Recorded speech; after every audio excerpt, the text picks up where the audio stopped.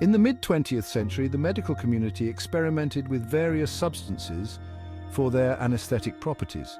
One such substance was PCP, or phencyclidine, initially developed in the 1920s. By the 1950s, PCP found use as an anesthetic in surgeries, particularly involving children. However, this use was short-lived due to severe psychological side effects, including hallucinations and dissociation.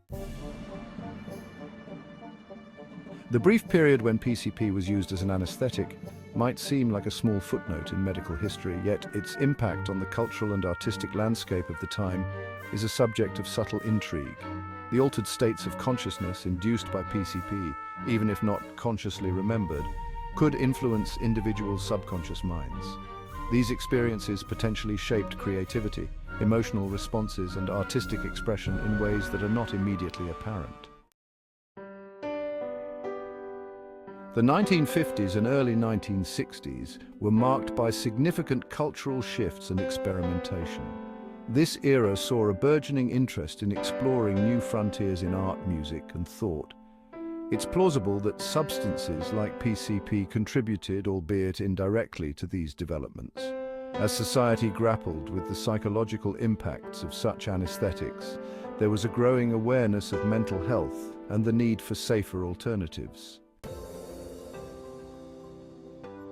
Enter Valium, introduced in the 1960s. As a benzodiazepine, Valium offered a more manageable approach to anxiety relief, quickly becoming popular among medical professionals and the public alike. Its rise in popularity reflects a broader societal concern for mental health, perhaps influenced by the residual effects of earlier medical practices involving more unpredictable substances like PCP.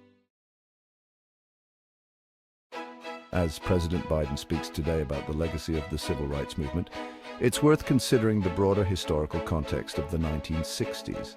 The era's experimentation, both cultural and medical, shaped the collective psyche of society. While the civil rights movement focused on justice and equity, there were parallel shifts in how society understood and addressed mental health and well-being. Today, as we reflect on these intertwined histories, we recognize the need for a nuanced understanding of how cultural and medical practices shape our world.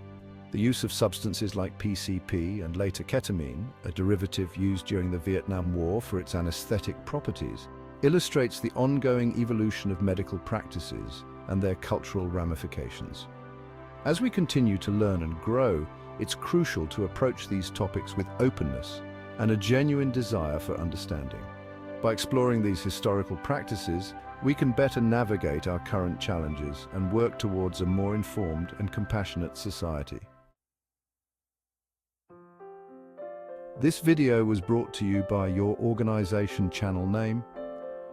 For more insights into the intersection of history, culture, and medicine, subscribe and join the conversation.